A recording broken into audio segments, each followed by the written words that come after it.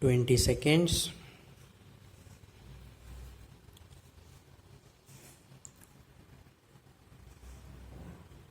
Be ready. 10 seconds.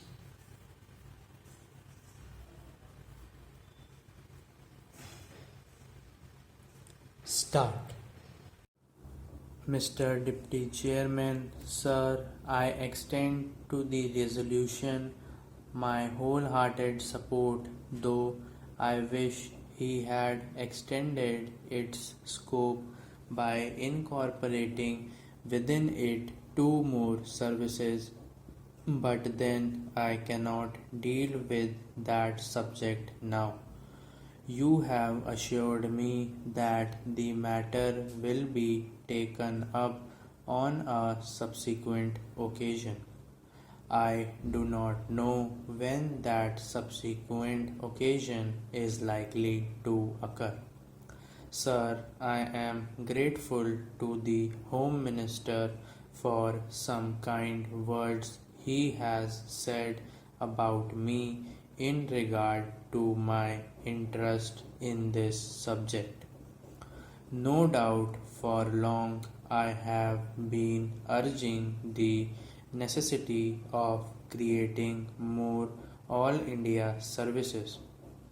During the last 5 years or so, ever since that recommendation on the subject was made by the States Reorganization Commission, and during the last 1 year and a half, near about that time, I have been tabling resolutions on the subject twice or thrice, but they could not come up. Of course, as they say, there are higher forces that govern the destiny of things, and so far as Parliament is concerned, it is the government and the undisputed sway of the chair that govern the destiny of resolutions. Obviously, it was ordained that this resolution should come up only now, and that too as a government sponsored resolution. Even as it is, I welcome it most heartily and feel enthusiastic and even jubilant about it.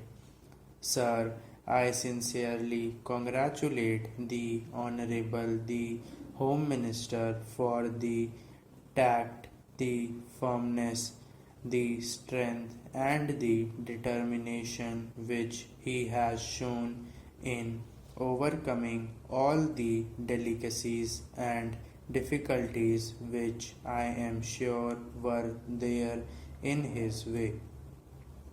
The opposition and unwillingness of the states were there initially, I know.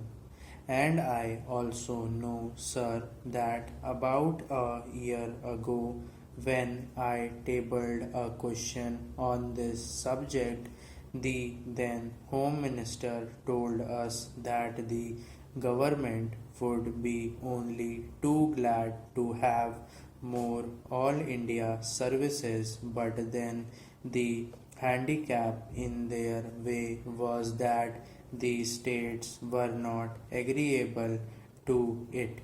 Subsequent to that, sir, about the middle of this year, I wrote to all the chief ministers requesting them to let me know their views in this subject, and I was a little unhappy to find that no chief minister replied to me saying that he was agreeable to it. One or two of them especially said that they were against it. So all these difficulties were there in the way of the Home Minister, but I find that by his persuasion he has been able to win over all the chief ministers who, in the conference immediately preceding the last one, agreed to it in principle, and in the subsequent conference they agreed to it. It appears obviously in toto, and hence we have before us this resolution supported by the chief ministers of all the states. Sir, for that I want to congratulate most sincerely and heartily the Honorable the Home Minister.